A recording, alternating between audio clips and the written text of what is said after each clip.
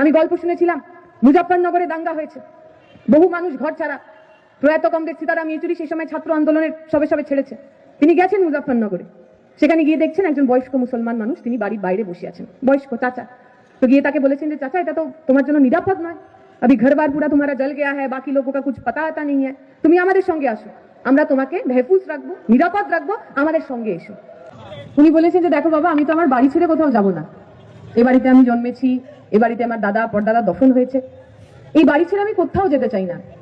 তো বাবা, তুমি যদি আমাকে নিয়ে যেতে চাও তাহলে আমাকে জ্যোতিবাবুর বাংলায় নিয়ে যেও। আমি শুনেছি জ্যোতিবাবুর বাংলায় কোনো খুন খারাপি হয় না, হিন্দু মুসলমানের নামে কোনো দাঙ্গা হয় না, ধর্মের কারণে কারোর ঘর চলে যায় না।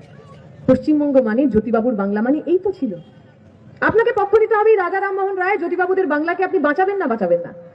আপনাকে পক্ষ নিতে হবে যারা আপনার ছেলে মেয়েকে প্রতিদিন পরিযায়ী শ্রমিক করতে চাইছে, অথবা ধর্মের নামে হাতের মধ্যে তলোয়ার তুলে দিতে চাইছে, বন্দুক তুলে দিতে চাইছে, তাদের সঙ্গে দাঁড়াবেন না দাঁড়াবেন না। আপনাকে পক্ষ নিতে হবে, আপনাকে পক্ষ নিতে হবে। এই বাংলার ইতিহাস, ভারতের ইতিহাস, শ্রমজীবী মানুষের ইতিহাস, আপনারা তার পক্ষে থাকবেন না বিপক্ষে?